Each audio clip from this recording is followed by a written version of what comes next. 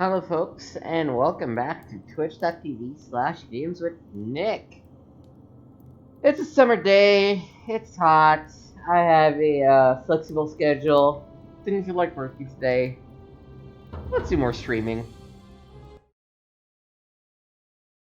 I was sort of in between, do I want to stream more of the Forgotten City, do I want to stream more of Skyrim? And ultimately I was like, I kind of want to finish the Forgotten City so we can explore the mod from Skyrim that the Forgotten City is based on. Because this started as a mod for Skyrim, and then got bumped up in a full-fledged game. And you can still tell it's a mod from Skyrim just because of how people react and how interactions with the environment are set up. So far, I guess I should probably try and do a brief summary. Essentially, we're stuck in a time loop in this Forgotten City that seems to be stuck in the first century BC. We learned that Sentius, the current magistrate, is actually a pretty rotten guy who imprisoned his adoptive daughter because she had found a way to escape.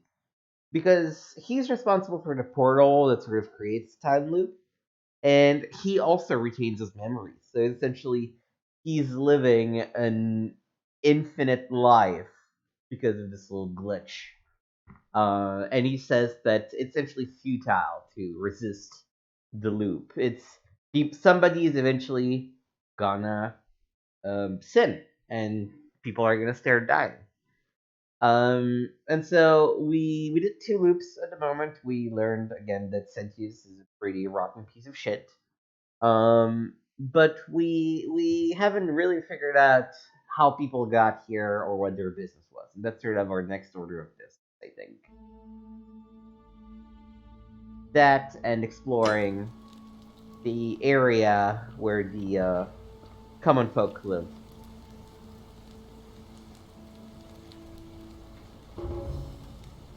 Salve, friend. Mind telling me who you are and why you look like you've just taken on a gladiator and lost? But I'm games with Nick, and I need you to take care of some things urgently. Oh, sounds serious. I'm listening. Yulia's dying, but Lucrezia can't help her without the Silphium. Take some of it and go quickly. Yulia? Oh no. Alright, I can do that. Rufius is becoming agitated because of his rheumatism, but if you give him some of its willow bark, he will calm down. Poor guy. My uncle was a victim of rheumatism's altar, and he ended up killing himself. Alright, got it.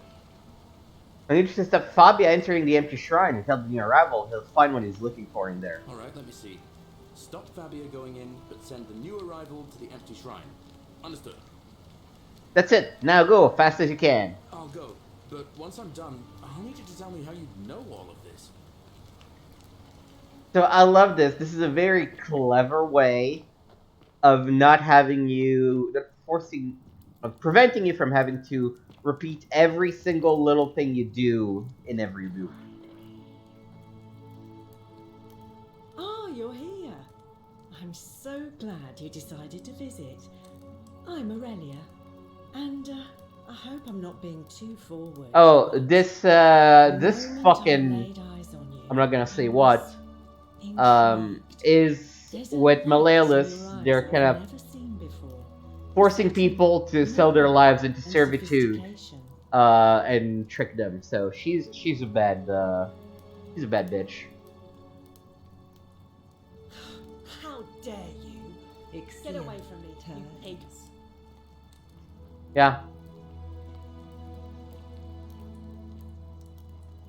Just as the ocean accepts the rivers of all the world, so this place accepts all the souls. But it does not notice the crowds that come. What's your story? The bloodless shadows wander without flesh or bone. Some crowd the Forum, some the house of the ruler of the depths. Others follow their trades, imitating their previous lives. I'm sorry, I have no idea what that means. They never do. Can you tell me about the pattern you saw? You think you wish to know, but you do not. It is better for you if you remain ignorant. Pandora's box must stay closed. I'll say no more. Alright. I'll be going The now. newly arrived are ignorant of the road before them. Cerberus lifts his triple head and lets out. Alright, so we've told her off. Livia, would you stop? Okay, I need to... Let's see, what is this? No. I should do that. There we go. Like Medea over a cauldron. You'll scare away my customers. They follow their trades, imitating their previous lives. I need to find Rufus.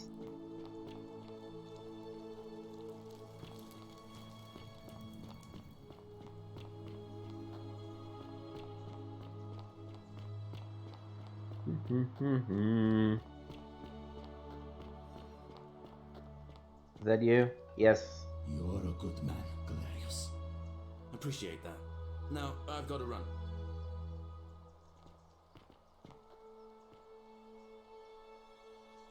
Name's Rufius.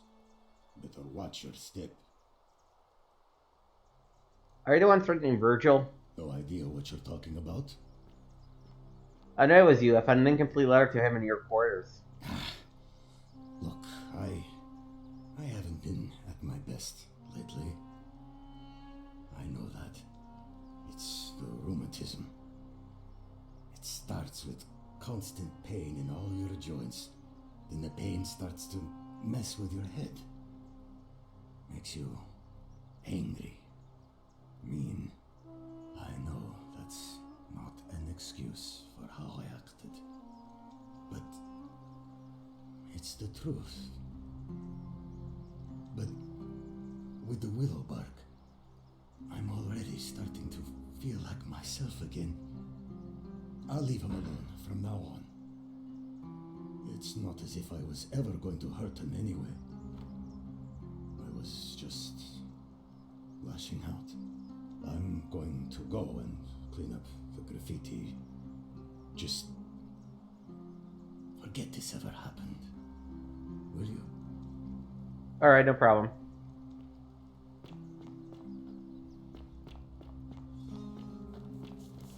Yo, what's up?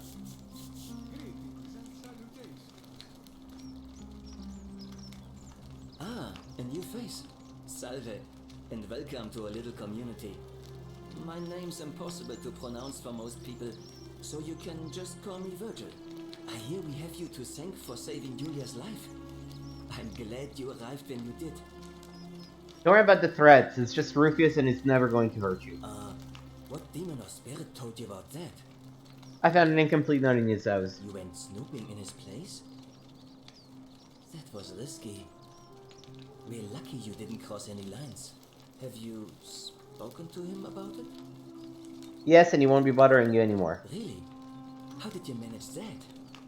I found a treatment for his rheumatism, which was making him agitated and compounding some other personal issues. Poor fellow. I've heard that can really mess with a person's head. Well done for figuring that out. Happy to help. I think he wants to help clean up his graffiti too. Really? That's promising. I'll keep an eye out for him. Alright, I'll be going now. So that's been done. We need to go save poor Ulpius from killing himself. Citizen, And then we need to go and deal with Malleolus. Out of curiosity, is this the Temple of Apollo? Nah. Cause I get the key for the Shrine of Apollo, but I have no idea where it is or what it does. Oh. Hey, free money.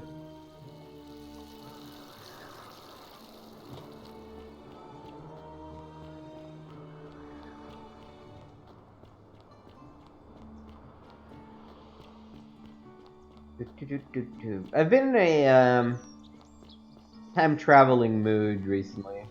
Like I'm just playing on the side Majora's Mask, um, emulated to get some retro Salve, achievements. friend. I'm Octavia. Welcome to life under the Golden Rule. It's a ghastly thing, is it not? How are you faring so far? Actually, I really need to talk to Ulpius. All right, well, it was lovely to meet you. I look forward to getting to know you better over the coming months. And if you ever... I can't believe this is how it ends. Oh no. No. No, no, no, no, no. Orpheus, what are you doing? Get back from there. If you lose your balance, you'll fall. That's the idea. What? Why? Why would you want that? Why do you think I'm stuck for the rest of my life working for a man who treats me like an animal? I know things are hard for you right now.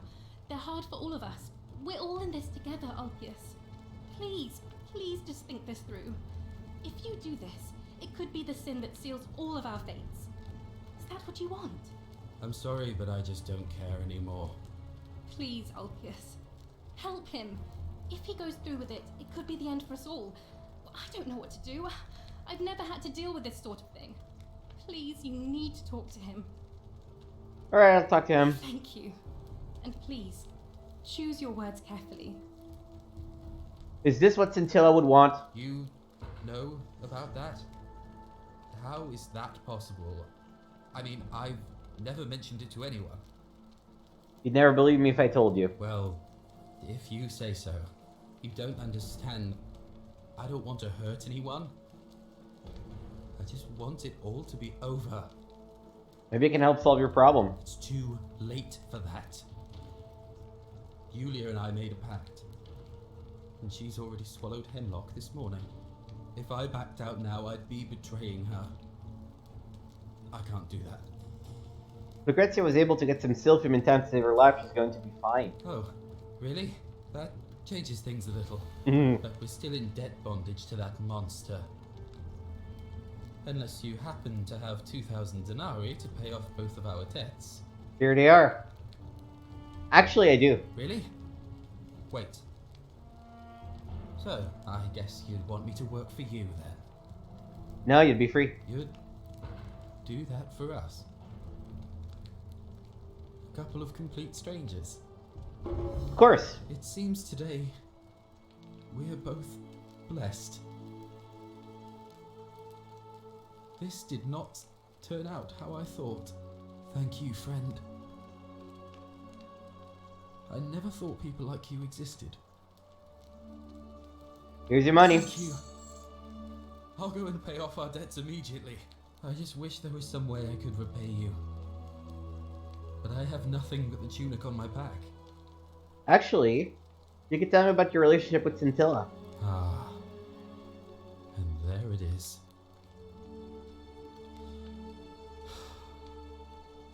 Alright. Scintilla and I were in love. And then, 22 days ago, she went missing. Why don't you start from the beginning? Alright. One night a few months ago, when I was cleaning Malleolus' villa, I heard a young woman singing. It was the most beautiful thing I had ever heard. I wasn't allowed out, so once everyone else was asleep, I climbed up the inside of the villa and onto the roof, just to see where that sound was coming from. And that's when I saw her. Standing in the garden of the magistrate's villa, I just sat there on the roof, listening to her with my chin on my knees. And for the first time in a long time, I felt hopeful. And then she looked up and saw me and she smiled. I knew at that moment the fates had brought me to her. And from the moment she asked my name with this warmth and curiosity, I knew I'd have done anything for her. And so for weeks on end, each night I'd climb out of the villa and into her father's garden. We'd hold hands and talk about all the things we'd do once we got out of here. Like having our own vineyard. And then one morning I woke up and everyone was out searching for her. They said she'd vanished in the night. So we actually know what happened to her, namely that her guardian chained her up to prevent her from leaving. That made my life bearable. Piece of shit. But with her gone, things unraveled quickly. You saw how bad it got. Is it possible she escaped somehow? All I know is she loved me. And if she had known a way out, she would have told me. She'd never have taken her own life. And there's no way anybody could have killed her under the Golden Rule. I can't prove it, but I just know she's still alive somehow. Even now, it's as if I can hear her voice in my head, crying out to me. That can only mean one thing. Somebody abducted her. I have no idea how, or who would want to do something like that to such a sweet, lovely girl. But what else could have happened? Any ideas about who might have taken her? My guess? Malleolus had something to do with it. He is without doubt the most evil man I have ever known. I have no idea where he'd be keeping her, but there is one room in his villa, upstairs, which is always locked. I've never seen the inside of it, and I haven't been able to steal a key without breaking the Golden Rule. But I have a feeling that if you could get in there somehow, it would shed light on a great many things. Thanks, I'll look into it. Let me know what you discover. I'll go and take care of things with Malleolus and tell Yulia the good news. Thanks again, friend. I'll never forget what you did for us. Yeah, it's a shame we can't vote in the election. So among the things we're trying to do, there is an election at the end of today. And we are trying... Alright. We're trying to get somebody better than either of the two main candidates to get elected.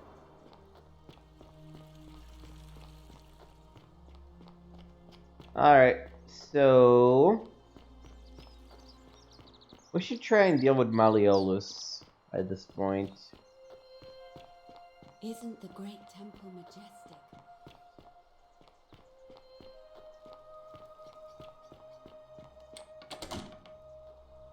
Need to go through his bodyguard, I guess.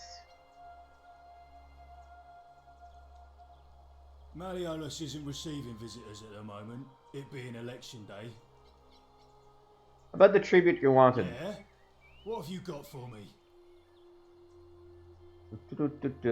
Here's 1,000 denarii. Well, you must really want to see Malleolus. Let yourself in with this key. Dope. Just make sure you give it back on your way out. Ah, yeah, as if that was gonna happen.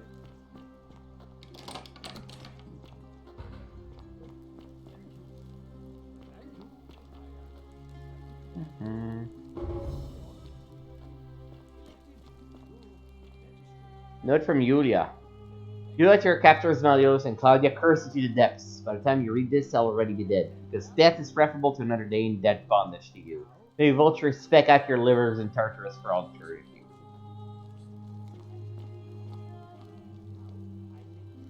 Ulpius is thus loved. May God watch over you. Please know that I held on as long as I could, but without you, my life is meaningless. I only hope we meet again in Gan Eden.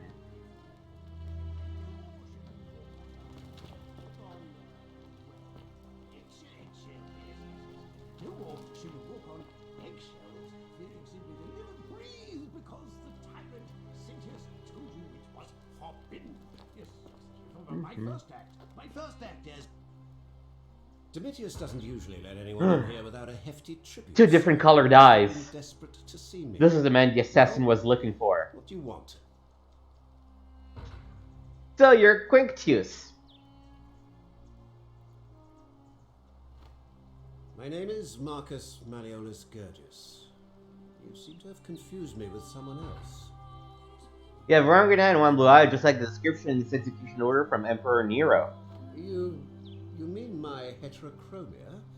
I am guilty of nothing more than having different colored eyes. And People do not use the term heterochromia Alexander back the Great in had it too, as Rome apparently. times. That is a clear I like to think anachronism. it is simply the way the gods have chosen to mark a natural-born ruler. Nothing more. Apparently, Quinctius still suffers from delusions of grandeur. Well, I am not suffering from any delusions, as today's election will firmly establish. I can prove it to you yet, but I will. Unlikely, because it simply isn't true. Now, was there something else you wanted? What's your story? I'm Malleolus, and if it wasn't for this interruption, I'd be practicing my victory speech for the election later today. What will you do if you win? I'm glad you asked. I'll finally restore freedom to this city, just as I've been promising. These good people have suffered long enough under Sentius's tyranny. How will you do that? By declaring there's no such thing as the Golden Rule. It's a children's fable exploited by Sentius to frighten us into submission. Wait, don't tell me you've fallen victim to that monstrous lie? The Golden Rule is definitely real. Nonsense. There's no way you can prove that. If it was real and you'd seen someone break it, then you'd be dead already.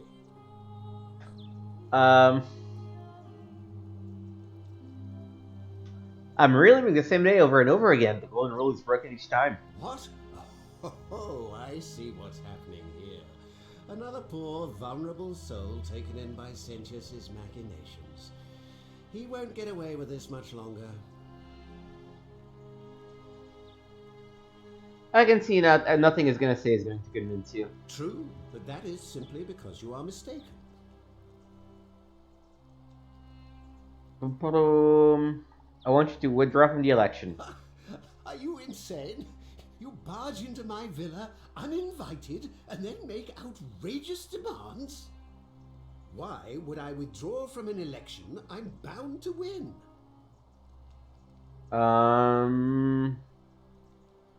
Because if you don't, I'm going to kill you. You fool. The many shall suffer for the sins of the one.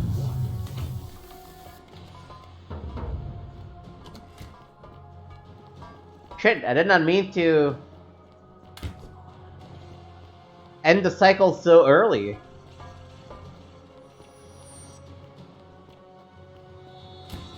I guess threatening is a crime? I was really not expecting this to happen. But it's okay, we can make do. Let's just get our 4,000 denarii again.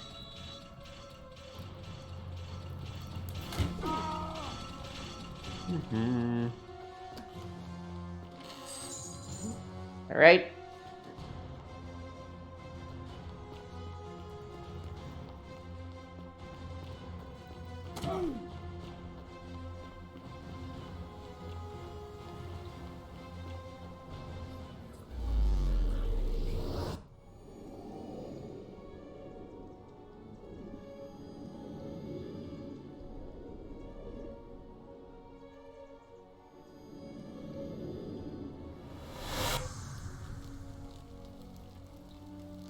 Alright, time for cycle 4, I guess. Salve, friend. Yep, You? Rufus has been threatening Virgil, but if you give him some of this willow bark, it will treat his rheumatism and he'll settle down. Stop Fabia. Ulpius is about to throw himself off the Great Temple balcony. Tell him Eulida will be fine and give him his first 2,000 denarii to pay off their debts. But how did you... That's it, now go as fast as you can.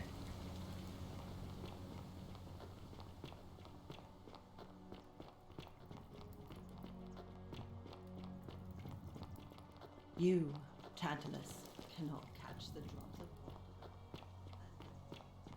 of... Alright.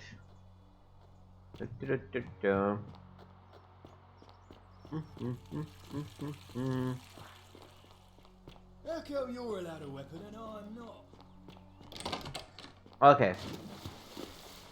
Before we go and try to threaten him, let's figure out some evidence that he actually is Quinctius. Mm-hmm.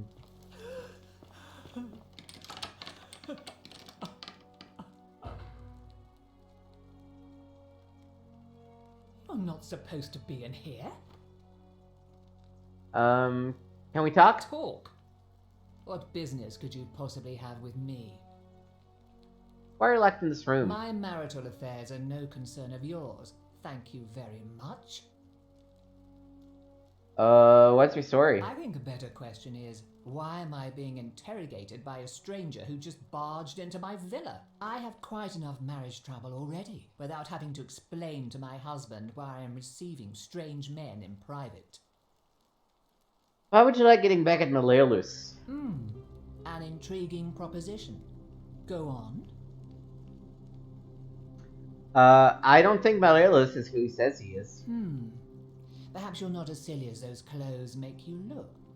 What makes you say that? Just a hunch. I was hoping we could figure out his true identity together. You know, I may have the very thing you're looking for. Some time ago, when he still cared for me, he wrote me a love letter. Only, he used the wrong name. Now, addressing one's wife by the wrong name is not unheard of among philandering Romans. But in this case, the name he got wrong was his own. I confronted him about it, and he stammered through some incoherent response.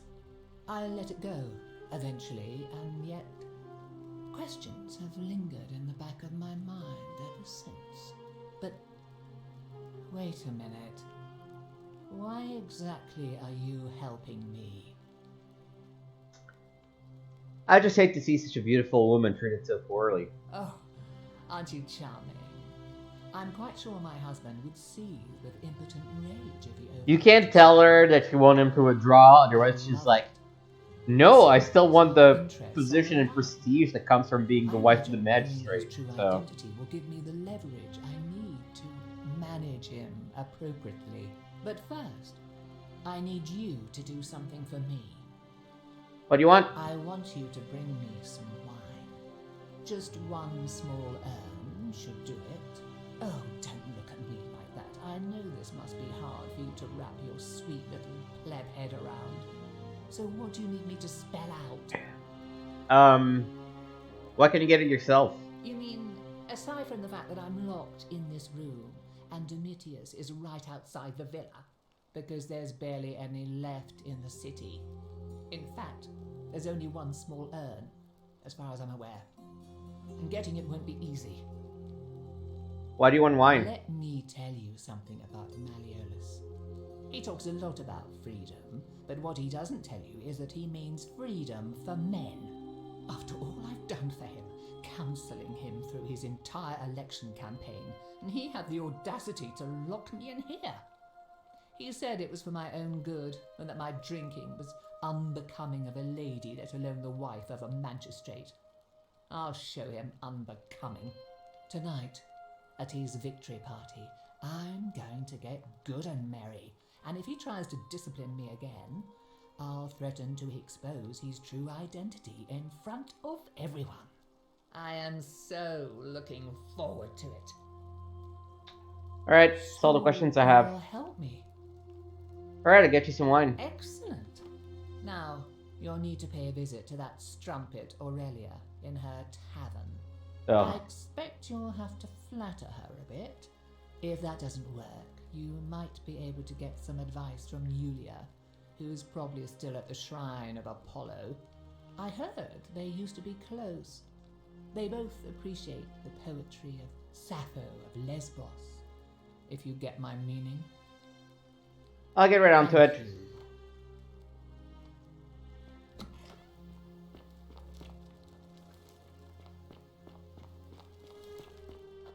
Anything else I can do up here? I don't think so.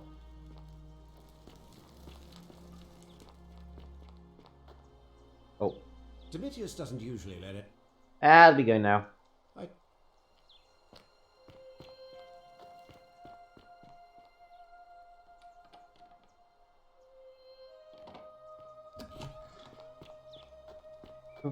Oi! How did you get in there, you cheeky little A Ooh. golden bowl, just like Apollo and Diana's. Who's Julia? You are Fabia.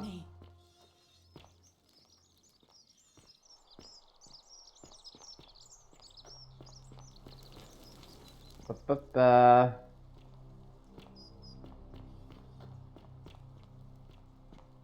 This is that guy.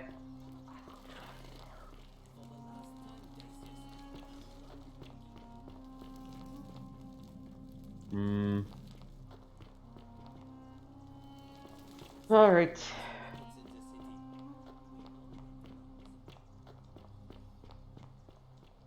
Well, let's go find Aurelia, I guess.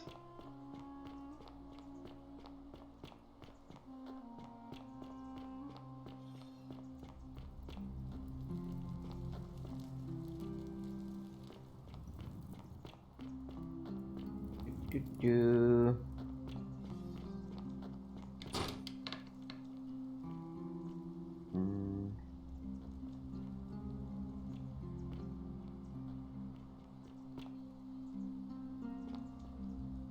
Loaf of bread. Wood carving. These are Christians. This is a little Christian enclave.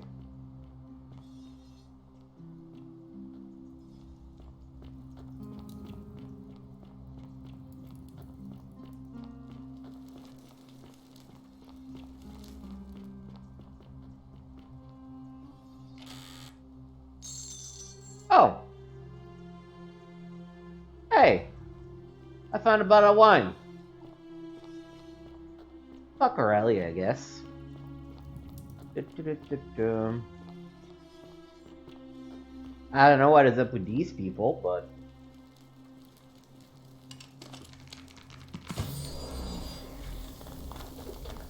sucks to be them. Oh, and hey, I'm on the other side of the, Christian thingy. Plaque bearing the inscription, Pluto, Father of Riches.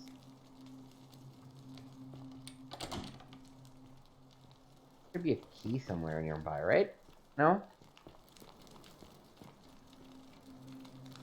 Wooden carving.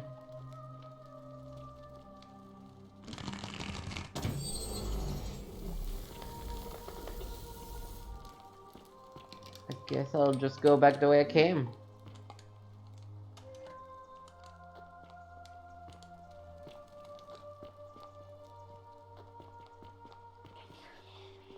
I wonder what this little shack was about.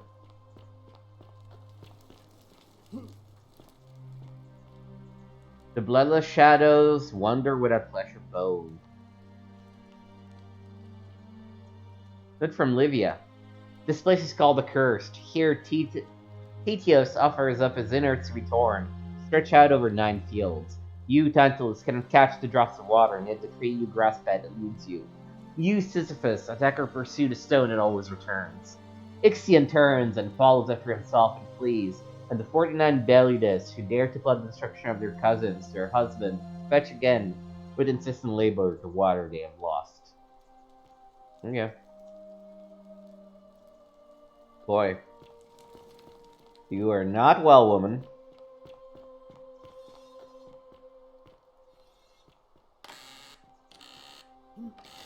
Alright, I found some wine.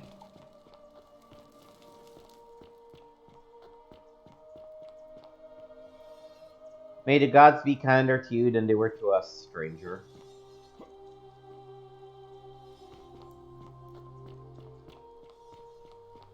Cerberus lifts his triple head and lets out his threefold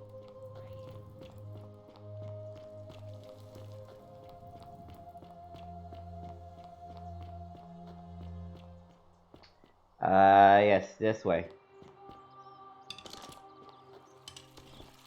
All weapons are to be tossed into the chasm. Magistrate's orders. Yeah, fuck that. I'm keeping my bow.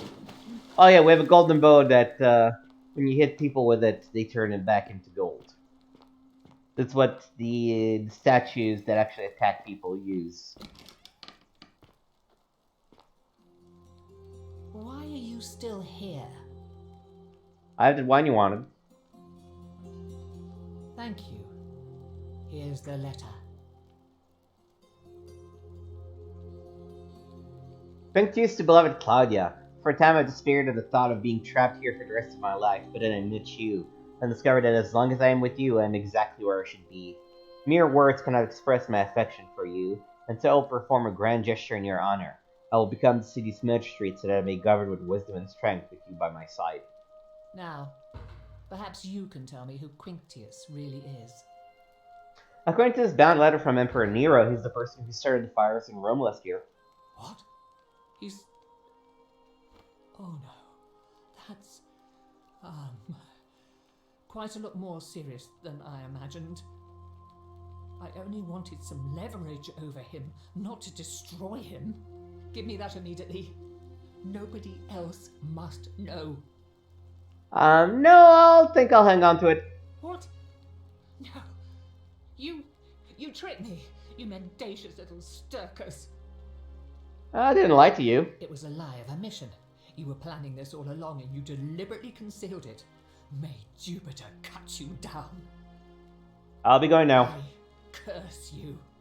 I curse your life and mind and memory. May you be unable to walk or eat or drink. May this drag you to the depths. This is outrageous. Alright. So, my good man Quinctius.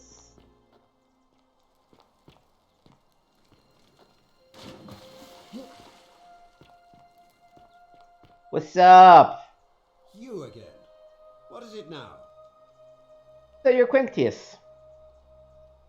My name is Marcus Malleus. Yeah. Blah, blah, blah, blah, blah. Apparently Quinctius suffers from delusions of grandeur.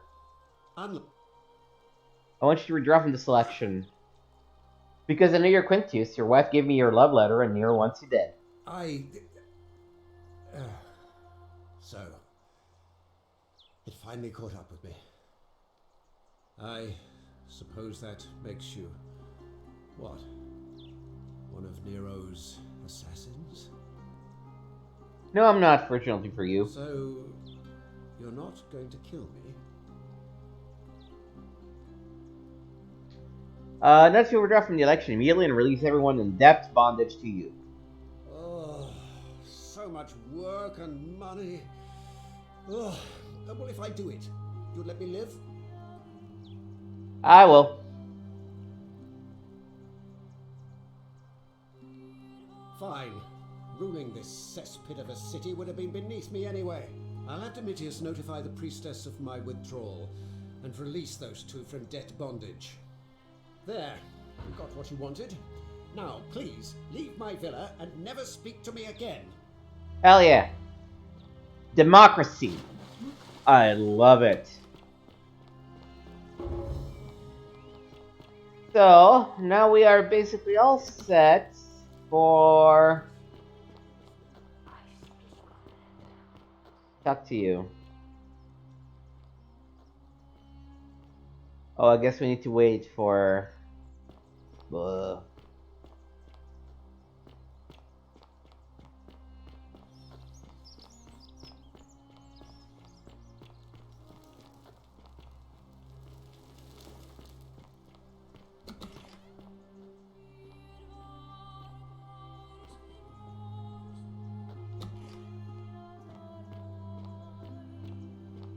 Since we're waiting, might as well come down here.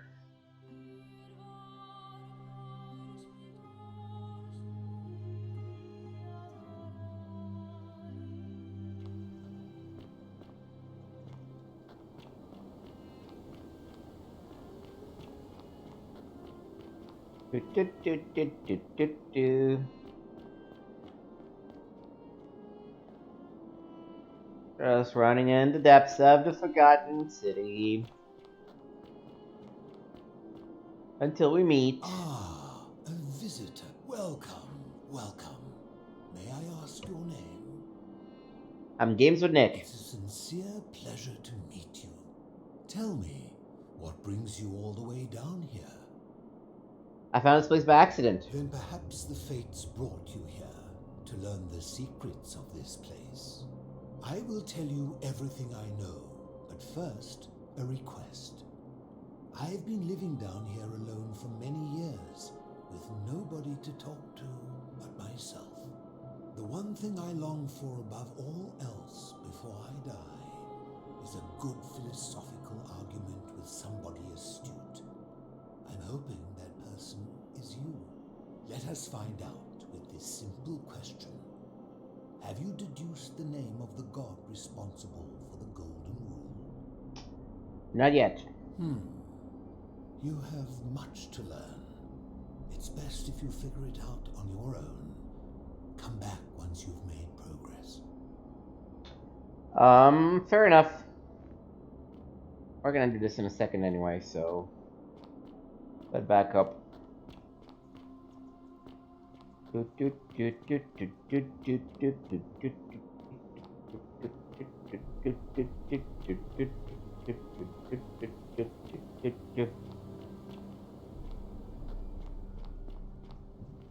ultimately, the goal is to open the big temple on top of the hill. And we need 4 plaques to do that. To get the first one, we need 3 more. Now, one of those requires us to get Galerius elected magistrate. Because it is inside Dooley's cell, and only Galerius can release him.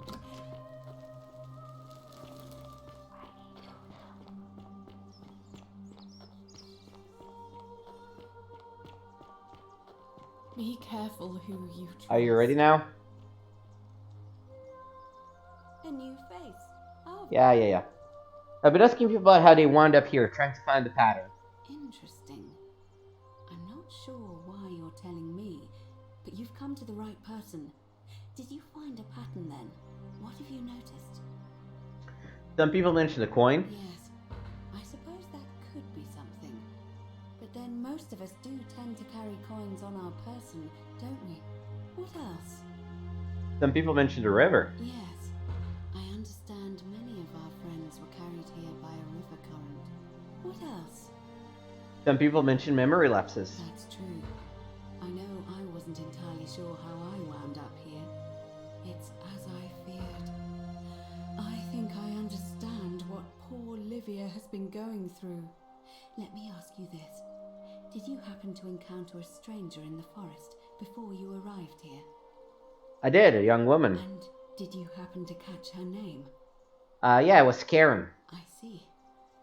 And was this Karen by any chance wearing a hood? She was wearing a hoodie. How could you have known that? Because I've seen her before. There's something I think you should see.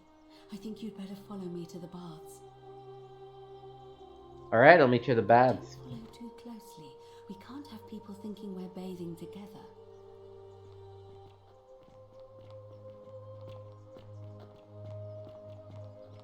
Is this far enough?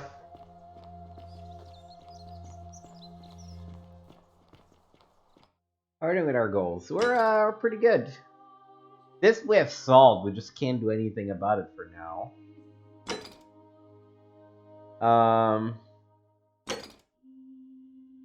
These two are connected to our main goals, so.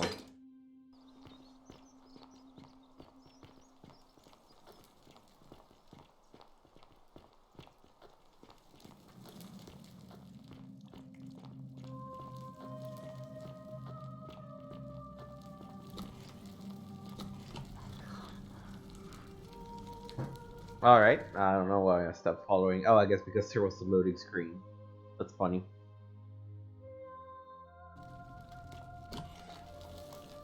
Oh,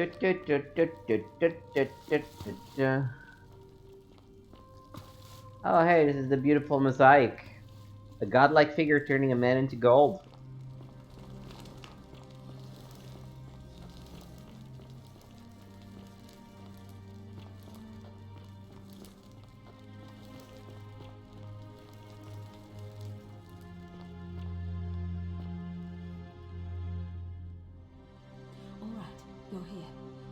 You were asking how I knew the young woman you met by the river was wearing a hood. Here, look down at the bottom of the baths. It's a little hard to make out in this light. If only we could see. Oh, what a marvelous lamp. But do you see it? Somebody waking up by a river in a forest to find a hooded figure with a coin. It's just as you described it, only your pronunciation is a little off. The name you heard wasn't Karen. It was Charon, as in Charon, the ferryman of the dead. Charon, who, in exchange for the right coin, helps the souls of the newly deceased cross the Styx, the river that separates the land of the living from the land of the dead. When I dragged you out of the river, I thought you were never gonna wake up. I checked your pockets for ID, but all I found was some loose change. Feels like I've spent my whole life in a dead-end job with an endless commute. Sorry if I sounded cagey, it's just that I don't always get the best reactions when I introduce myself. My name's Karen. I'm so sorry, my friend. I'm so sorry. I take it you know what this means. I'm dead and this place is the underworld? I'm afraid so. It's all starting to make sense. All these people whose last memory was running from the fires toward the river. It seems none of them escaped with their lives after all. Perhaps we should be grateful they don't remember their final moments. It also tells us that the Golden Rule is the work of Pluto, the god of the underworld, and why his epithet has always been Father of Riches. I know it's a lot to take in, and you look as if you have questions, so I'll try to answer them if I can. So we're dead? That was my first thought too. In the old stories, the underworld was where the souls of the deceased were taken. But it was also possible for the living to reach it without dying, if they were particularly fearless. So I'm afraid I don't know. What can you tell me about Karen? Oh, I'm sorry. I keep forgetting you're not from here. If you were Roman, or even Greek, you would know these stories. Each of them is slightly different, whether the storyteller was Plato, Homer, Virgil, or Ovid. But they always involved the souls of the dead meeting a grim ferryman named Charon on the bank of a river. It was said that he'd help the new arrival cross, only if they could pay him with a coin, an obol. That's why it was once our custom to bury our loved ones with a coin in their mouths. Charon's obol, we called it. Of course, an obol was a kind of Greek coin, because we inherited this knowledge from the Greeks. Why didn't y'all recognize Karen immediately? To be fair, the ferryman isn't exactly as the poets described, and he, she, they seem to appear to different people in different guises. You say you saw a young woman named Karen with a hood, and I once heard Kabash mention a stranger in a ram headdress named Kerti, and Rufius described meeting a stranger named Kamut Tabal wearing an eagle headdress. But whatever form this stranger took, they were always wearing a hood of some sort, and their name always began with a K sound. I suspect the only way you'll solve this riddle is if your paths cross again. Why are there so few people in the underworld? Good question. Let's see. In the stories, Charon would always require a coin as payment for passage across the river. But that never made any sense to me. What does an ancient immortal being need with coins? In our case, it seems Charon didn't take the coins we had. He or she merely checked we had one in our possession. So, maybe there's something special about the coins each of us had on us. That might explain why we wound up here, but so many others did not. Were you trying to keep this from me? No. I mean, I had my suspicions, especially after Livia's ramblings, but I would never have figured it out without your help, I promise you. Well, I guess that's all the questions I have. Now that we know where we are, we have to figure out what to do about it, if we don't want to be cast into gold for eternity. We don't have much to go on, except the old stories. I remember 4 Hercules, the demigod and son of Jupiter, Orpheus, a Thracian poet, Sisyphus, a king of Ephyra, and Aeneas, a Trojan hero. Hercules was able to leave the underworld because he cowed its god with his strength. Sisyphus and Orpheus both relied on their wits instead. They persuaded the goddess of the underworld, Proserpina, to help them escape. And finally, Aeneas was able to escape with the help of a spirit guide, who led him through a secret gate. So it seems you have two options: to confront the god of the underworld head-on, or find a way to escape with the help of Proserpina or some other guide. I don't seem uncomfortable calling the god of the underworld by his name. Why is that? All Romans try to avoid saying it, and the reason is quite simple. He might hear us. You may refer to him as Pluto, if you wish, but you'll only be calling attention to yourself. Do so at your own peril. Tell me more about escaping with the help of Proserpina or guide. As I mentioned, both Orpheus and Sisyphus were said to have persuaded Proserpina to help them escape, and Aeneas was guided to the exit. The problem is, those are the stories of a poet, a self-aggrandizing king, and a brawler about their own heroic deeds, so they should be taken with a grain of salt. First, Proserpina. What we do know about her is, well, it's a grim tale. It's said the god of the underworld abducted and dragged her here against her will, forcing her into marriage. So she might be willing to work against him to help us? If the stories are true, then I suppose so. The problem is, how do we communicate with her without being noticed by her captor? Leaving that aside for a moment, there is also the possibility of a spirit guide. I don't suppose you've come across one of those in your travels? I heard a female statues whispering to me every now and then. Truly? And you're only bringing this up now? I mean, you didn't ask. I suppose you were worried I'd think you were as mad as Navia. Can you tell me more? Is it the same voice? What kinds of thing does it say? It has the same voice and she's helpful, if a little cryptic. Fascinating. Perhaps she's a benevolent spirit. Or perhaps... Perhaps you're hearing the voice of Proserpina herself. If she has indeed been abducted, it would make sense for her to speak in cryptic whispers to avoid detection.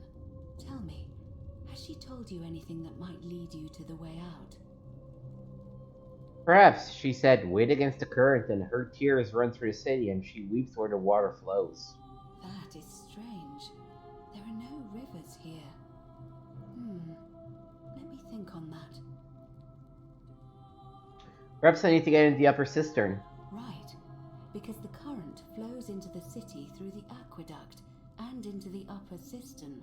I vaguely recall wondering what was in there, but the door at the back of the great temple is locked up tight. You might be able to get a key from the magistrate, but if that doesn't work, perhaps you can find another way in. Let me know if you find anything in there. Tell me more about confronting Pluto head-on. Shh! Is everyone so blunt where you're from? Oh. That option would be the boldest, but also the only way to learn the truth about the Golden Rule, and maybe even put an end to it. As I said, Hercules managed to overpower the god of the underworld, but he was a demigod. Forgive my candor, but you are no Hercules. Hercules could manipulate time or turn organic matter into gold. Are you telling me that you can? I won't pretend to understand exactly what that means, but if that's true, then perhaps you stand a chance. So, if you want to confront him, I'll help you as much as I can. Who knows? Perhaps your name will be uttered in the same sentence as Hercules one day. But first, you'd need an audience with you-know-who, and for that, you'll need to enter the great temple overlooking the city.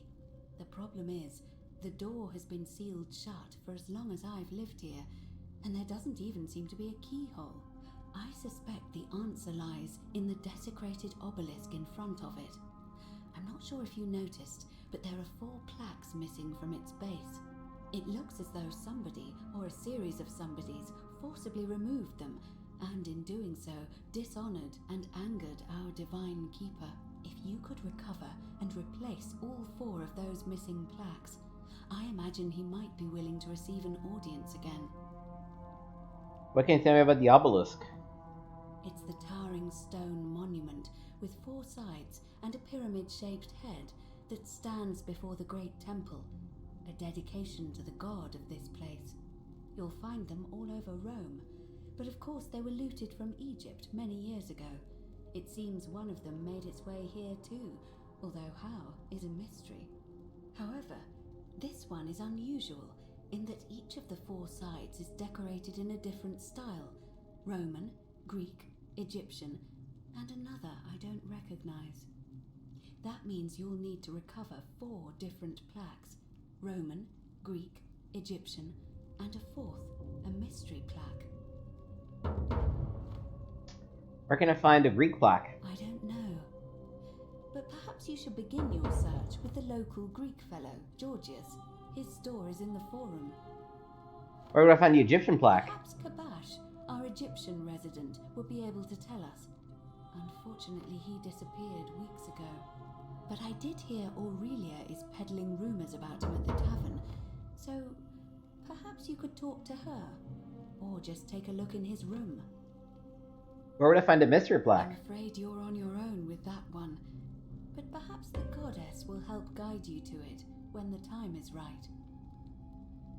Let's talk about something else. Alright, I'm ready to get started. I would suggest not discussing this with anyone.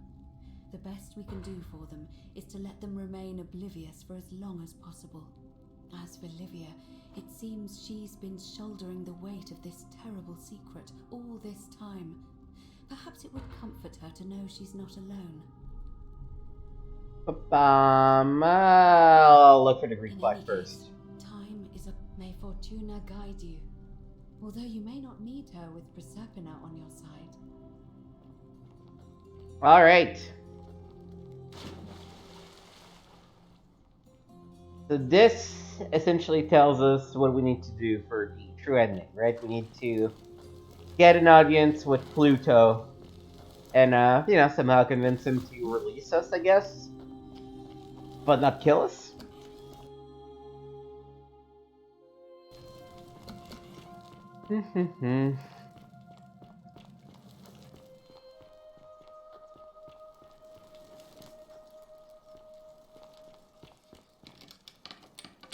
Hello.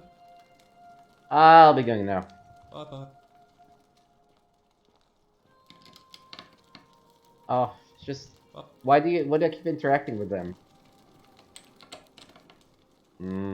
Let's talk about the treasure. My friend Hannibal used to look after me. He gave me. All I remember is he's now no... Fair enough. Well, I'll be going now. I thought it wasn't as... Yeah, you can see the plaque right there, right? It's in Dooley's cell. Stuck to Georgius, but...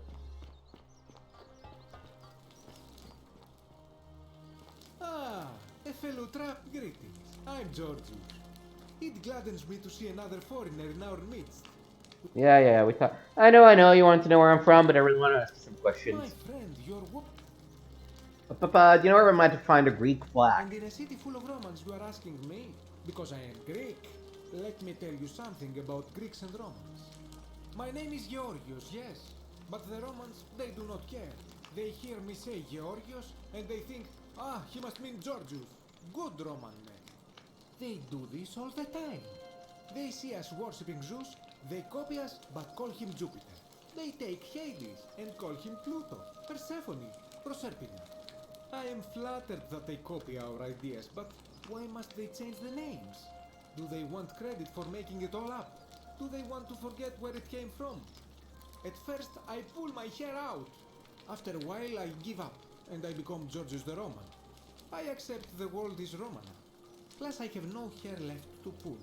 But my point is this. If you want to know who stole an old Greek name, look no further than the sticky-fingered Romans. The plaque you seek was pilfered from a collection of old Greek relics by none other than Dooley. He cannot help it. Like a typical Roman, he likes shiny things, especially those that once belonged to my people. And besides, it makes him happy. So I say, let him keep it.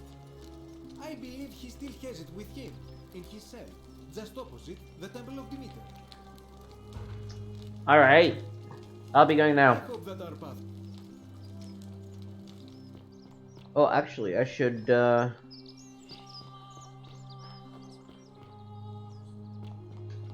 Has Equatia already made her way back from the, thingy?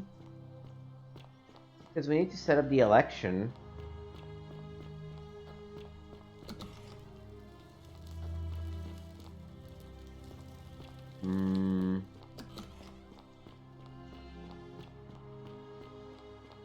Don't believe a word they tell you. Ulpius.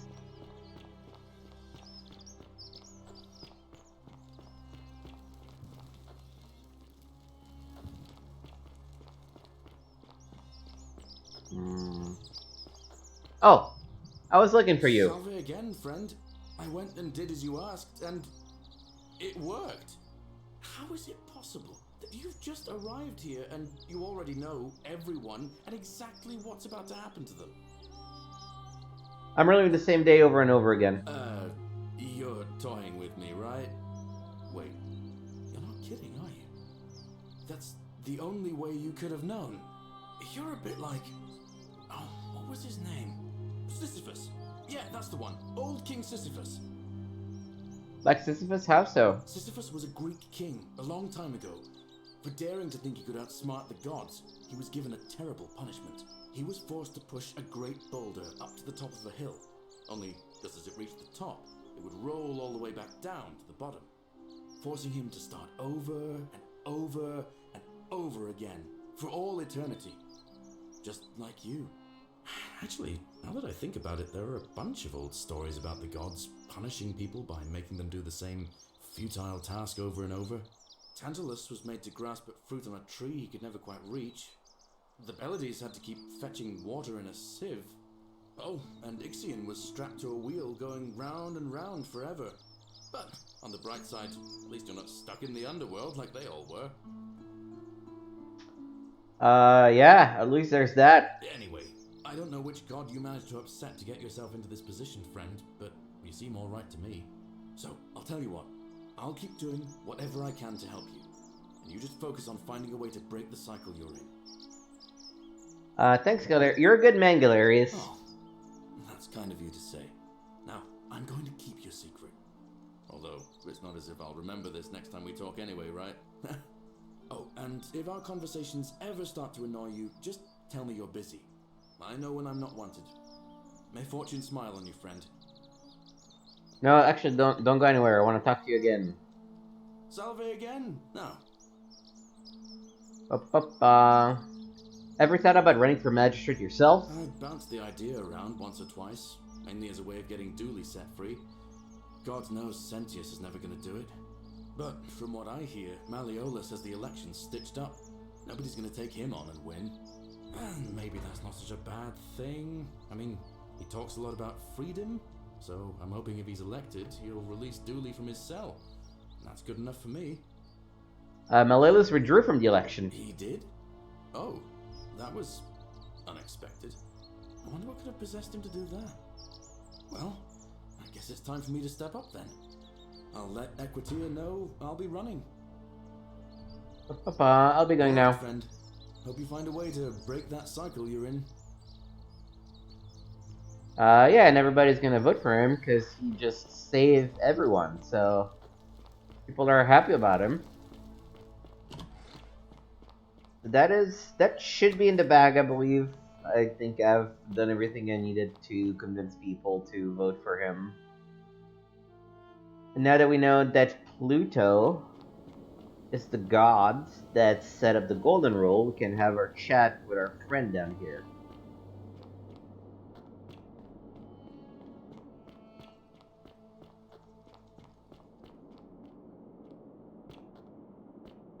Ah, you've returned.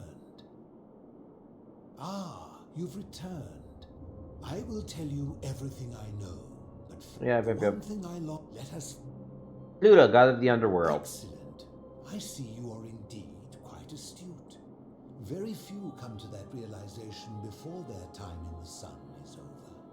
Now, will you join me in a friendly Socratic dialogue? Sounds easy enough. Wonderful. Then let me begin with a question.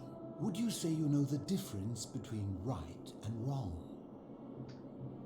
I'm not sure, it's a complex question. You are an overthinker too.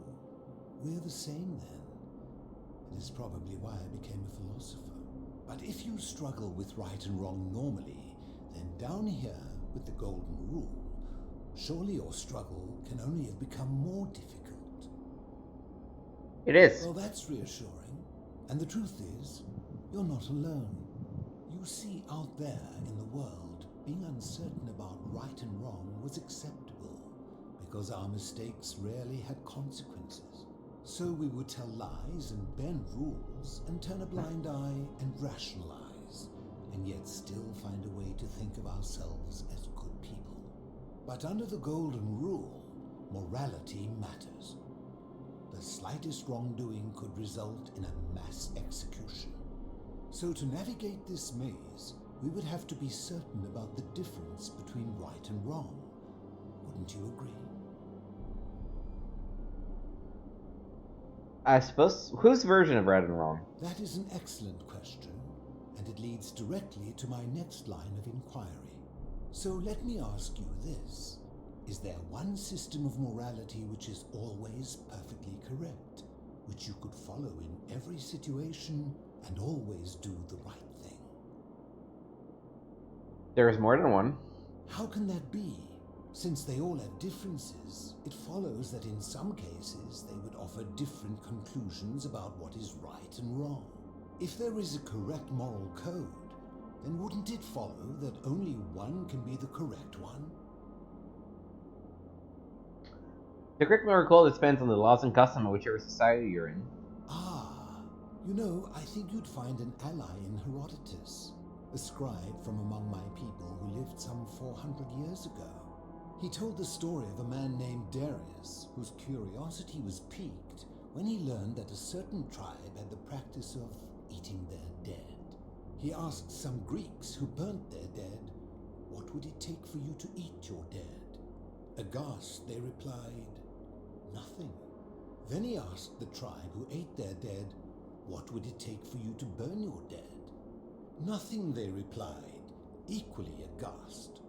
From this, Herodotus concluded that custom is king, that right and wrong are merely local ideas which do not survive the journey from one tribe to another. I take it you're in agreement? Yes. Then let me ask you this. If you visited a tribe where they ate each other, copulated with the dead, and drank wine from cups made out of human skulls, would you still maintain that within such a tribe there is nothing wrong with such conduct? No, I suppose not. That's a credit to you. It is the mark of a civilized person to change their position when presented with a superior argument. What's your point? My point is this. I don't think anyone alive truly knows any hard and fast rules about right and wrong. I'm not sure about that. What about do not kill? Surely you would agree there are circumstances where an exception may be made, such as where it is necessary for self-defense or to prevent a greater evil. For any rule, you can imagine there are countless situations in which that rule may be suspended, and those situations are impossible to codify. If there is one thing I have observed about rules, it is that virtuous people do not need them, and evil people will always find a way around them. And so we must accept our limitations, and the sad truth that no human society will ever achieve the utopia for which it strives. In mathematics, we would call it an asymptote, a line that can be approached but never reached. Because the only way to create a utopia is with the ever-present threat of force, such as the Golden Rule. This and no other is the root from which a tyrant springs when he first appears as a protector. And life under tyranny is no utopia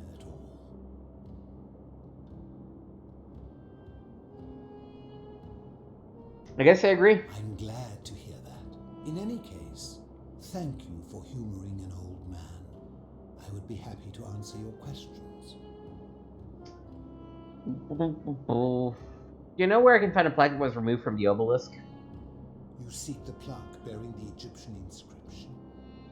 That's the one. It is a cursed object, and I would be happy to give it to you if Kabash had not already taken it. Alright, then tell me where Kabash is. I will tell you, but you may find him hostile.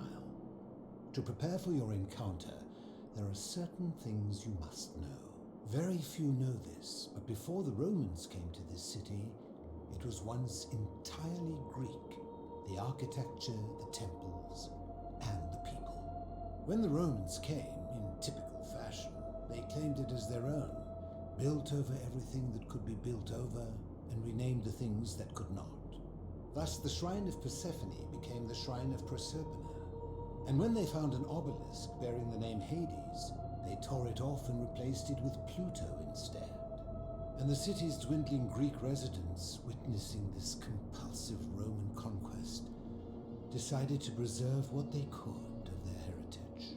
They gathered their art and valuables, secreted them away through the Temple of Demeter, and hid them here, out of reach of the Romans. I'm with you so far. However, there was one thing that always seemed out of place to me, and it is the very thing you seek. An even older plaque bearing an Egyptian inscription. What did it say? We had no idea until years later, when the first of my friends began to die. As a result of their deaths, we began to dig catacombs branching off from this cavern to lay them to rest. We extended the tunnel so far that we accidentally discovered another, an even older tunnel, which somebody had gone to great lengths to keep hidden.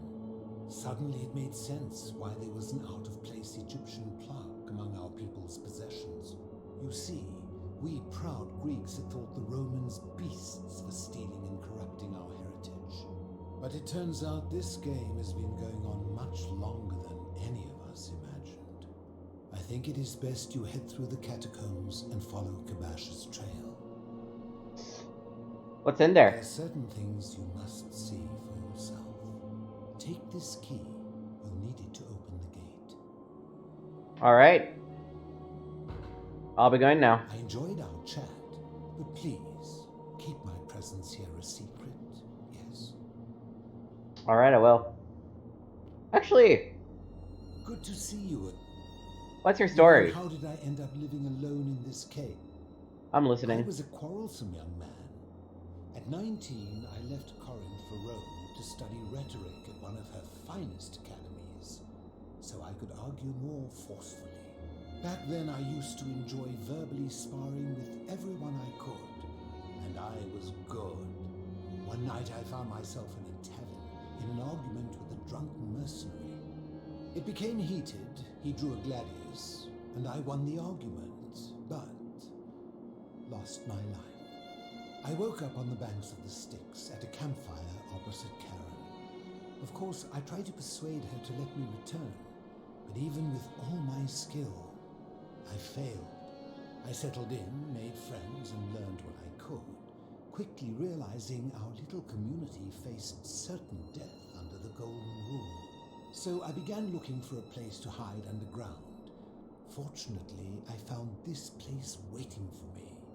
You see, I was not the first to take refuge here. I returned to my friends above, persuaded them to join me, and 12 of us descended for the last time to live out our days hidden from Hades' tyranny. Hades, you mean... Why can't you tell me your name? I fear that if you were to utter my name in the city, even by mistake, that Hades would hear you and know I am still alive. Okay. How have you survived down here? Living in darkness is not without its challenges. The first challenge is diet. Fortunately, I found that eating fresh fish provides most of the nutrients I need. And sometimes, when there are Greek people living up above, I surface at night and salvage the offerings they've left in the Temple of Demeter. The greater challenge is the isolation. So I like to imagine arguments where I argue both sides. But like so many things in life, arguments are better with a partner. I guess he's not gonna tell us his name. I enjoyed it. Alright. Alright, I will.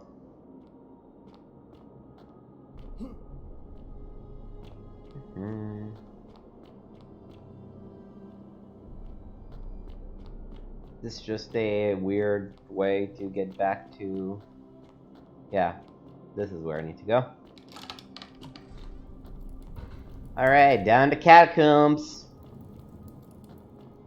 This is the second, and really last, action section of this game.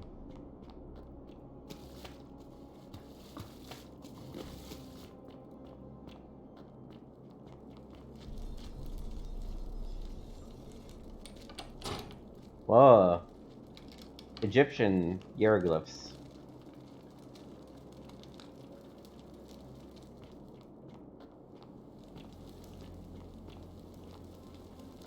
I guess the above is built over Egyptian ruins.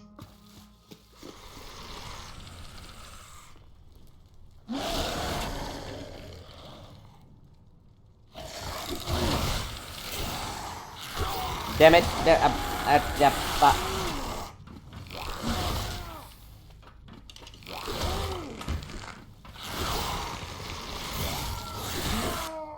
it! I hit the wrong button and I went into a panic.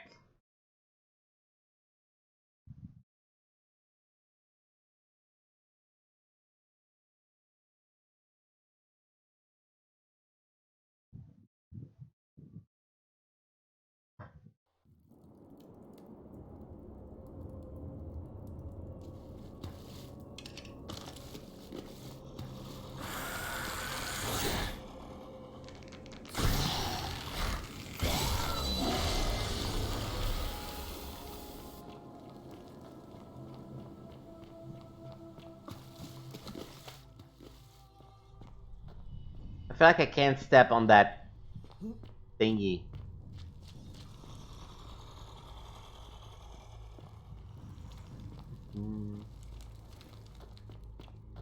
Trying to find alternate ways to Egyptian board game.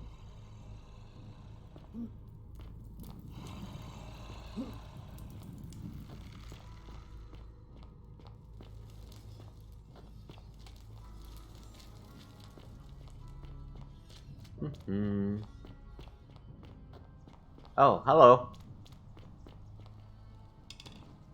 Stop. Do not come any closer. Who are you?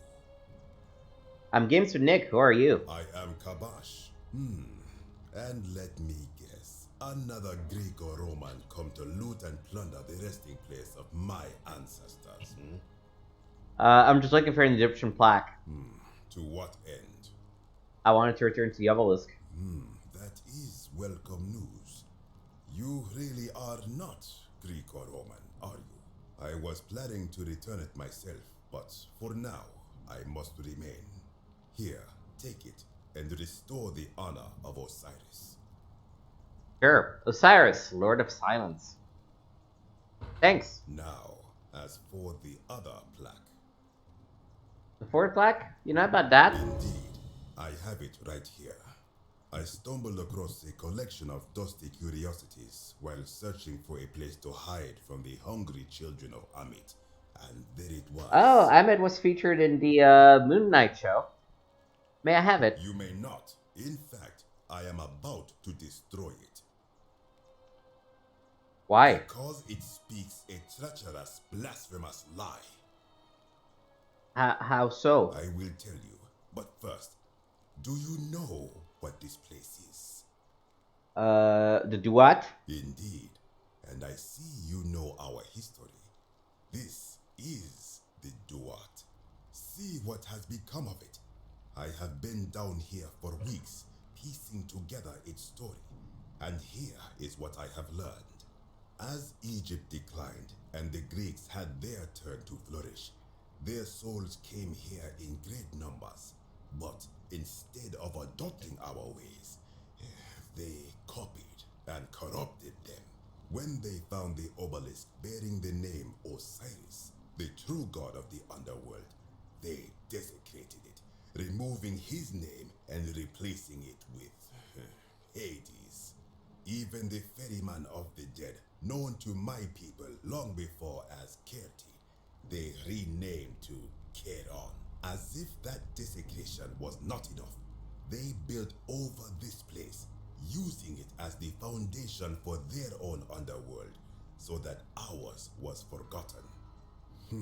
My only solace is that the Greeks then suffered the same fate when the Romans rose to power, renaming Hades to Pluto, and the cycle began anew.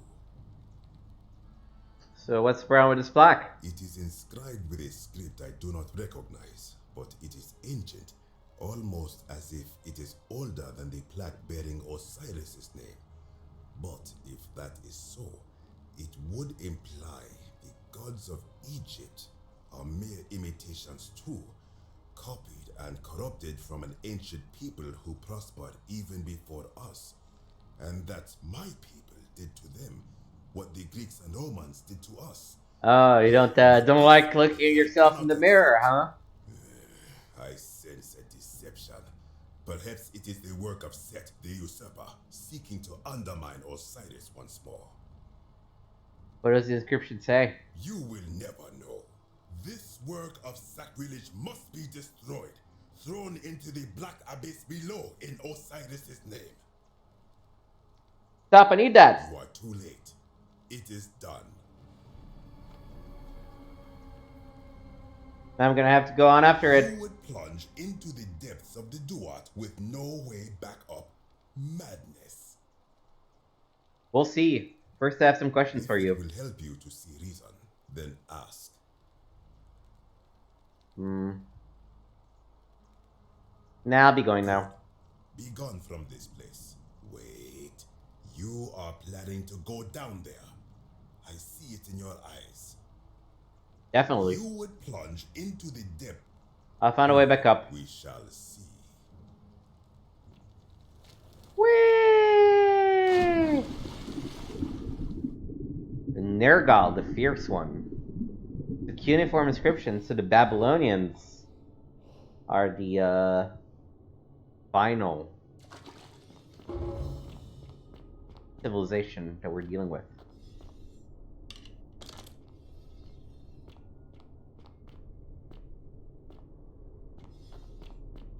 I kind of hate that I have to choose between my bow and Stranger. Heed the final words of Namkuzu. Bear witness to our aftermath and lament us. We did our best to live as the gods commanded. We planted and harvested together. We shared bread and beer. We accepted newcomers with open arms as a family. But with each newcomer, the bonds of our family strained, and soon we were as strangers to each other. When those bonds were finally broken, my brothers and sisters planted only for themselves and ate and drank alone. And it was there, in the empty space between us, that sin took root. Nergal's sentinel have awoken and clambered our barricades. Learn from our miss.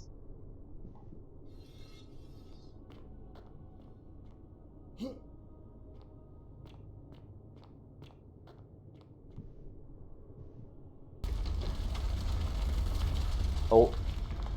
That was a bad idea.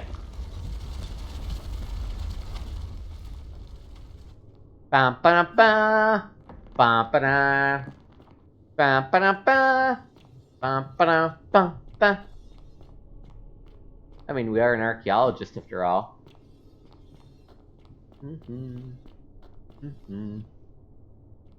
When I told you that you would not find a way back up, that was not a prediction. That was a promise. You will die here. There is no need for this to end in violence. I disagree. I warned you against coming down here, against perpetuating this sacrilege, but you persisted. You have undermined and dishonored the true god of the underworld.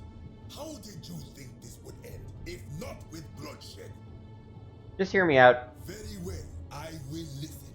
But if I sense deception, or if you further insult my gods, I will carry out my threat. So tell me, Why should I let you live after you salvaged this instrument of blasphemy? There's no shame in building on the works of people who came before you. That may be true of many things, but this is different. If our gods were copied and corrupted from an older civilization, does that not mean they are false? Does that not mean our prayers to our gods all fell on deaf ears because we were not even addressing them by their true names? If God exists, isn't it possible to each have more than one true name? Now that I think about it, my people would sometimes call Osiris the god of many names. Perhaps it is so. But the underworld of my people is so different to this one, and so unlike the way it was described by our priests. Many of my ancestors endured great hardship to live good lives so that we may descend to the Duat in death and be judged accordingly. We prepare to have our hearts weighed on Anubis' scales and to swear ourselves innocent of sin before the 42 assessors of Ma'at. And yet, I arrive here to find the Book of the Dead contained only a seed of truth. And now I ask myself, did our priests steal and embellish the stories of an older people and feed us lies all our lives simply to trick us into obedience?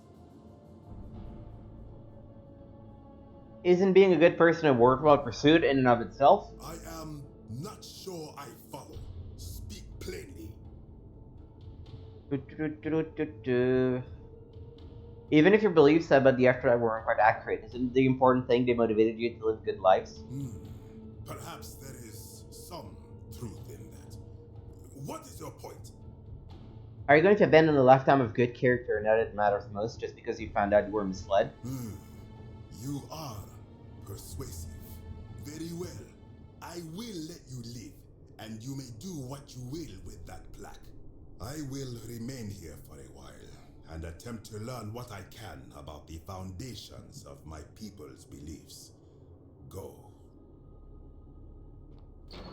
Alright.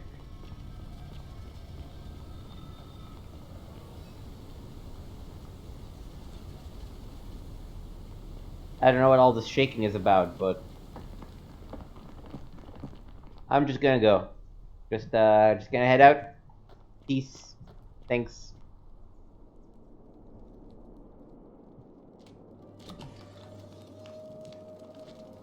Oh, we're back here. Sweet.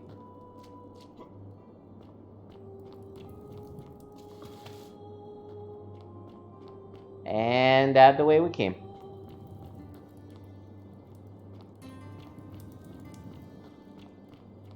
Don't need to linger.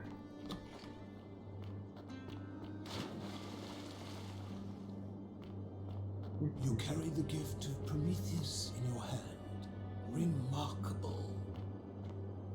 Yeah, this is what we call a flashlight, old man.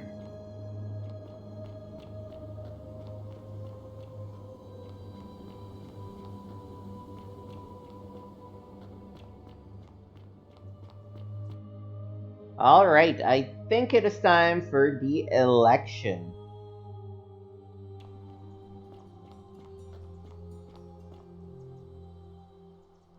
Wait, why are you not? That was weird.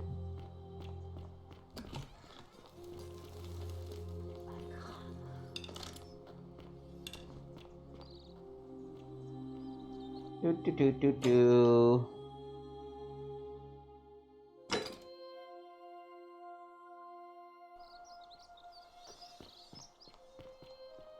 You look well, my Sarto. Hello again, my Sarto. Who are you gonna vote for? Did you know he saved the life of my young friend Fabia? The man is a hero. But of course. I'll be going now. I've done everything. I'm sure it's fine. Let's go call the election.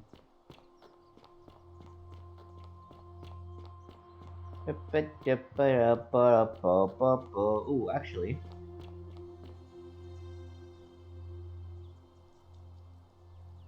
What now? Who are you gonna vote for? I'm not going. Sweet. Whatever. Bye.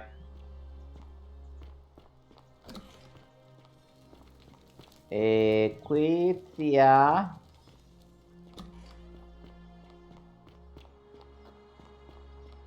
They haven't started voting yet because people are still around. Is that you over there? No. Yeah, he's gonna vote for Sentius no matter what.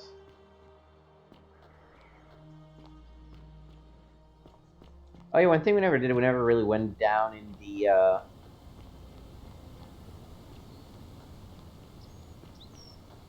fields where my man Galerius works. Don't you just love springtime?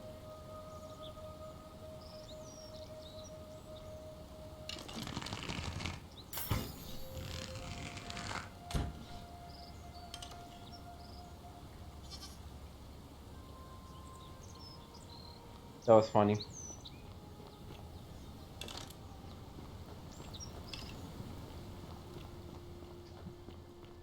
I just want to call this damn election. Oh, I guess I'm not tracking it. That's why.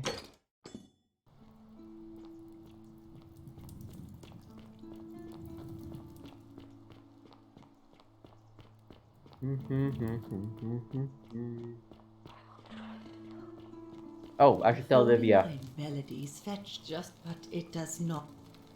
I figured out. I know where we are. Say it. Speak its name. The underworld. Then it is true. I was right. You were. I thought I saw it, but when the rest of them could not, I kept thinking I must have gone insane. I had to tell myself it was true over and over again, until I wasn't sure if I was deceiving myself. I must apologize if my words seem cryptic. I'd found comfort in reciting the Metamorphoses by our great poet Ovid. He gives such an uncanny description of this place. I cannot help but wonder if he himself came here. Would you like to hear it? Sure. I will do my best to remember the relevant verse. There is a downward path, gloomy with fatal yew trees. It leads through dumb silence to the infernal regions. The sluggish Styx exhales vapor, and by that way, the shadows of the newly dead descend, entombed with full rites, and the ghosts of those, at last, given proper burial. The wide, thorny waste is cold and pallid, and the newly arrived shades are ignorant of the road that leads to the Stygian city, where Black Dis has his cruel palace. As the ocean accepts the rivers of all the world, so this place accepts all the souls, and is never too small for any populace, nor notices the crowds that come. There the bloodless shadows wander without flesh or bone. Some crowd the forum, some the house of the ruler of the depths. Others follow their trades, imitating their previous lives, and still others incur punishment. I hope I have done it justice, and now we share a secret. It's as if you've lifted a great burden from my shoulders. Thank you, friend. I think I should rest. All right. Boom.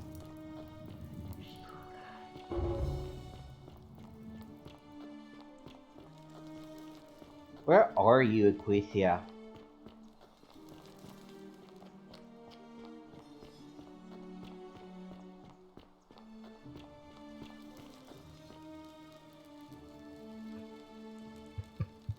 Olave again. Did you find what you need? What's the sense of the election? It must be completed by dusk, just the same as any other official business. It'll be between Sentius, the incumbent, and Galerius, the challenger. Why do you ask? Can we start the election now? As I said, I'm planning to hold it before dusk. But I suppose I could hold it sooner, if there's a good reason. Holding it early may prevent conflict between the voters. Yes. I have overheard some rather unpleasant arguments. The last thing we need here is additional conflict. Very well. I'll get things started right away.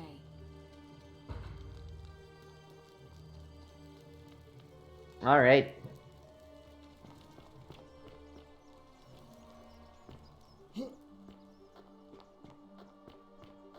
Let's wait over here to witness the election. And I'm gonna go and take a quick break while we wait for people to get here. So I'll be back in a minute. In the meantime, enjoy the election scene.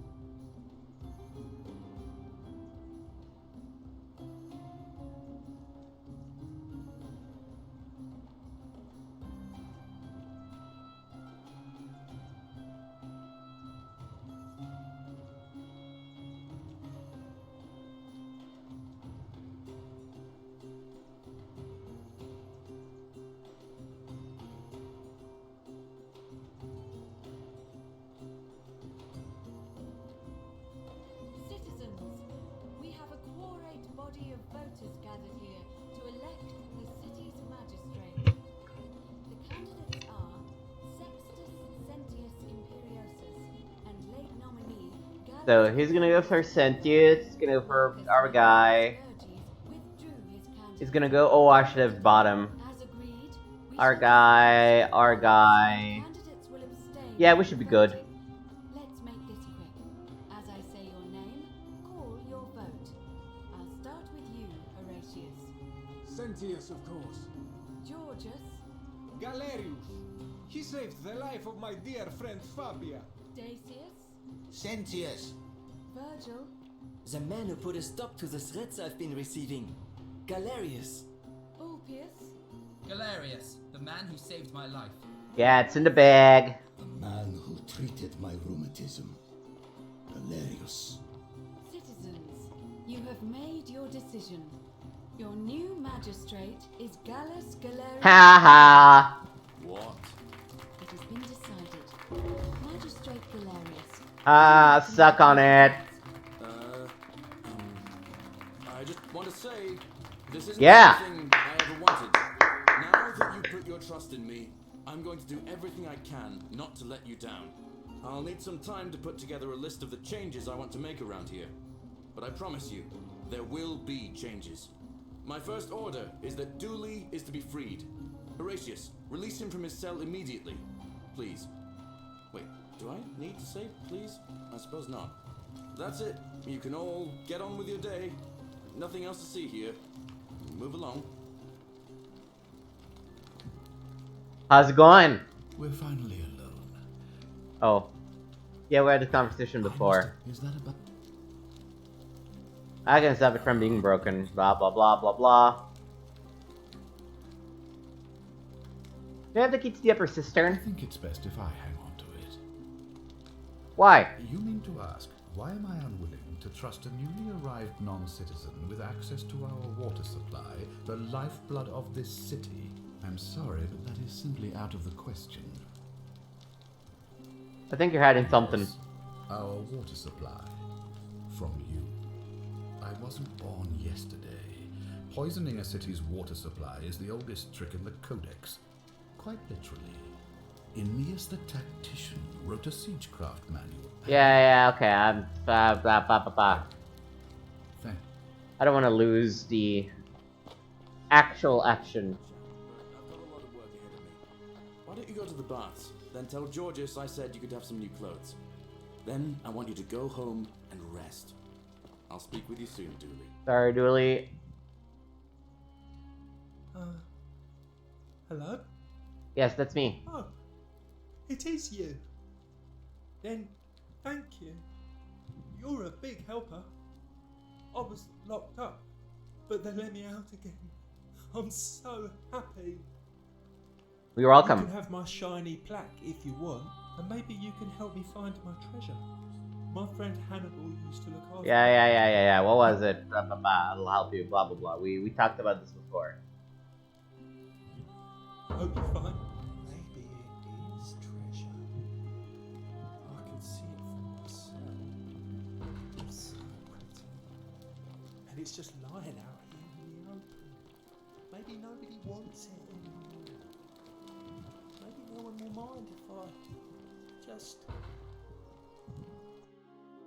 At this point, we should have all plaques. Yep.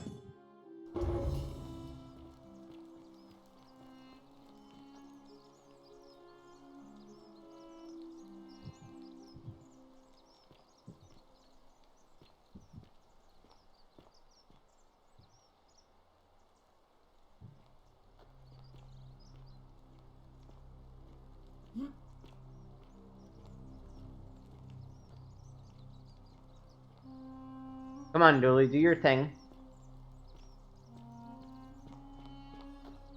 I don't know why he's stuck.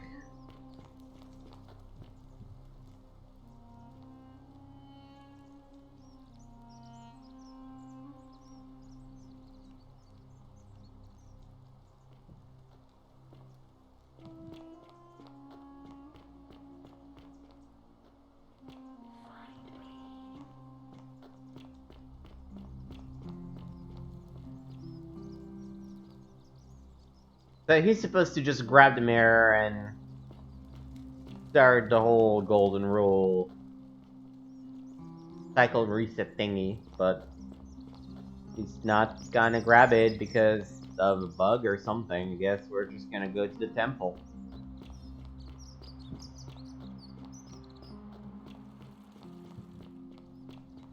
Ah, there we go.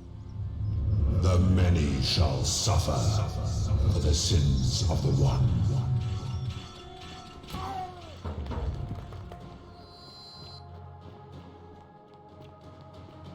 The Dooley does indeed still steal the little mirror.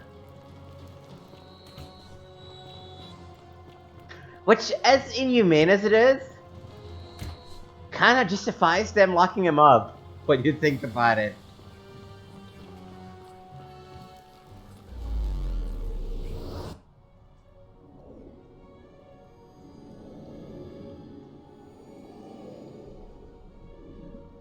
Alright, this is hopefully the last cycle.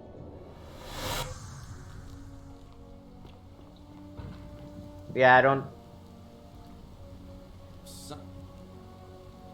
I'm all busy right now. Yep, thank you. I don't need to do jack shit this time. I will try doing one thing though. Nope. Completely missed it. Oh well.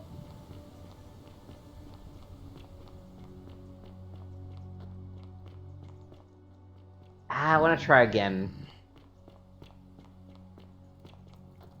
There is one little cute side quest that we have not talked about because Don't you just love springtime? it doesn't really affect anything that we're doing. Let me maybe make a save here.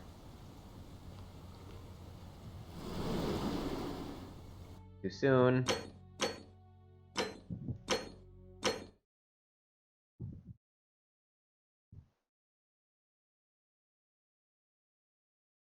This is probably still faster than just running all the way back.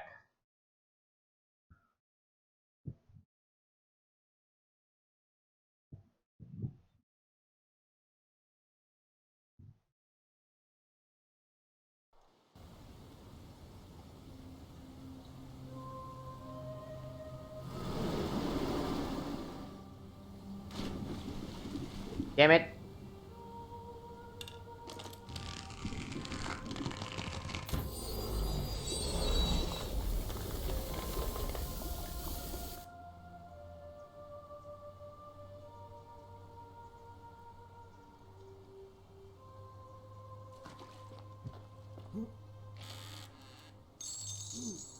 Oh, and here's some wine too. Good to know for the future. I don't want to reload. I'm just gonna walk back.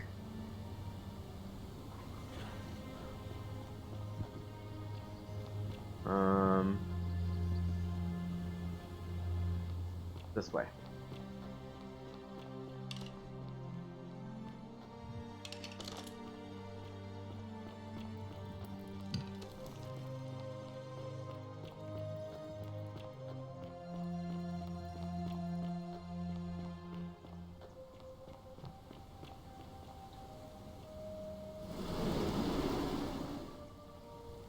Damn it! I should have never gone ziplining.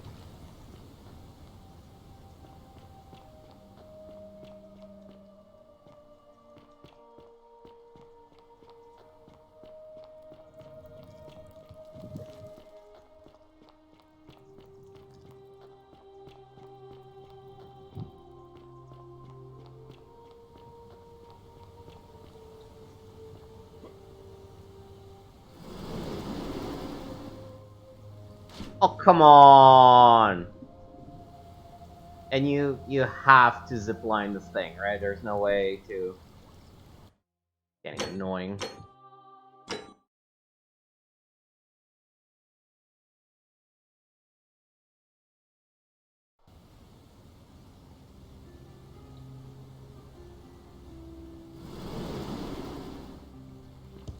There we go. Grab the pretty flower.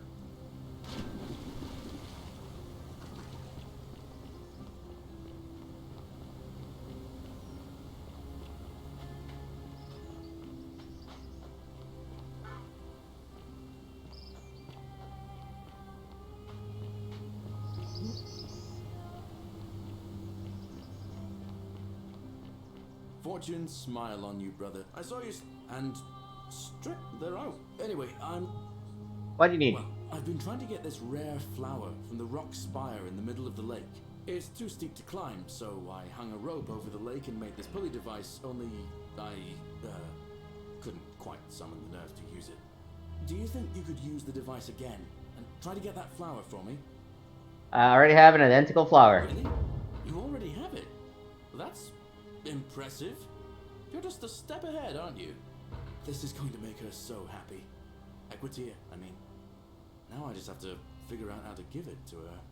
What I really want to do is walk up to her, give her the flower, and confess I've been madly in love with her since the moment we met. But on the other hand, I can't shake the feeling that the consequences could be terrible. What source that could happen? You mean, aside from her execution?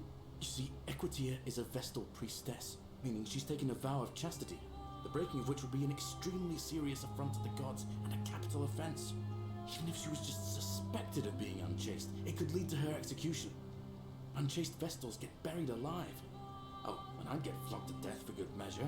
But at the same time, she's just so kind and graceful, and I feel so much love for her that if I don't tell her, it'll burn a hole in my chest. I don't know what to do. What do you think? What would you do?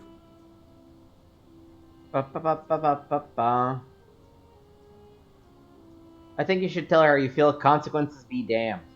Now that I hear you say that out loud, I hear how crazy it is. I think maybe I need to be a bit more cautious. What I need is a go-between. Someone who can tell her how I feel and find out how she feels without risking her life. What do you say? Do you think you could help me one more time? One last time. Wonderful. All right. Now, all I need you to do is give her the flower and tell her it's from a secret admirer. Tell her I'll keep my distance and that I just want her to know that she's loved. That's sweet. I'll do it. Thank you. Come back as quick as you can and tell me what she says.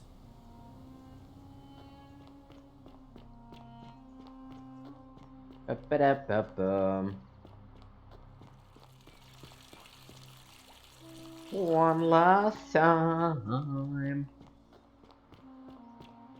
Where are you, though, Equistia? I guess I should.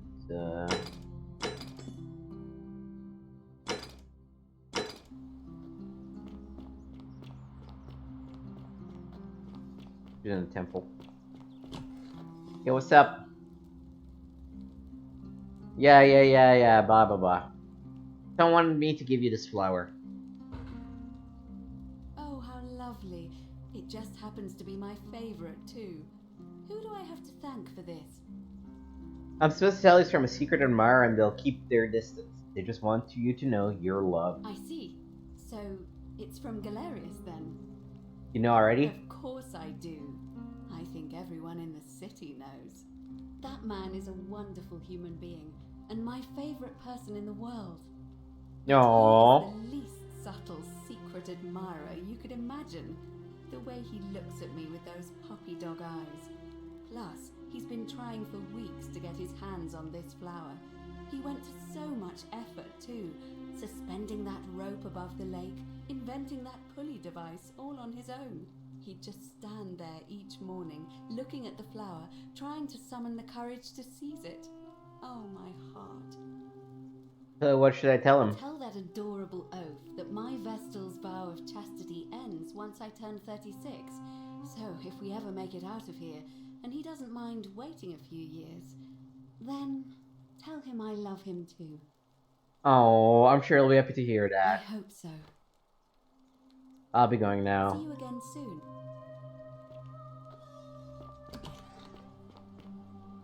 Those two lovebirds, they're just made for each other.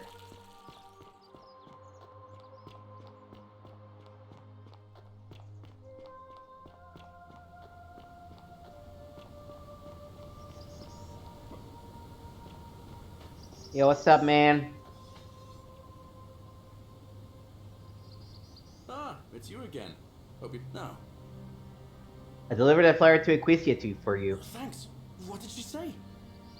She knew it was from you. She asked me to tell you that once she turns 36, she's allowed to marry and that she loves you too. Venus, that is the best news I've ever heard in my life. Oh, thank you. Thank you so much. You have no idea how happy you've made me. I wish there was something I could do to thank you properly, but I don't have much to offer you. All I can do is tell you where there's a secret stash of coins you might be interested in. I'm listening. In the rock tunnel, near the stairs, there's a little doorway set into the rock. Inside, if you look carefully, you can see a chest. Unfortunately, one of those golden huntress statues is blocking the path, and I'm not game to move it. If you can figure out how to get past it, I reckon there might be a small fortune waiting for you. I hope that helps in some way. Alright. Well, oh, no, sorry. No, never mind. I'll be going. Alright, let's finish this game up. So because of the requests by the creator of the game, I'm gonna briefly stop the stream as soon as we enter the temple. And I'm gonna restart it immediately so that we have two separate YouTube VODs.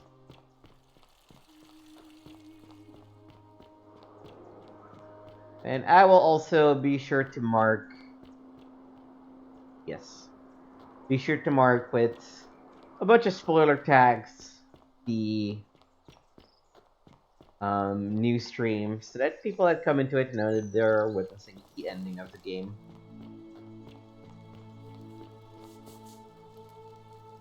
Welcome. I'm feeling a bit of an edge. That's good, in a sense. If you're not on edge, you've not been paying it well. We've all been. I'll be going. Yeah, I don't care about any of this. We already dealt with all this. Sorry, Ulpius, but... Ulpius, what? Blah, blah, blah, blah, blah. Good luck, I'm out of here. Yes, I can't help you. Wherever you are, Scintilla, my love. I'm sorry.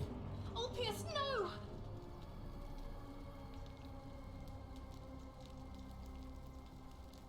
I can't believe he went through with it. Blah, blah, blah, blah, blah. Red Temple Door, Obelisk. Pluto.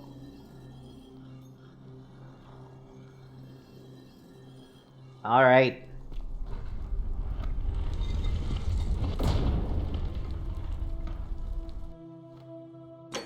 So this is where we'll make the save. and quit to the main menu.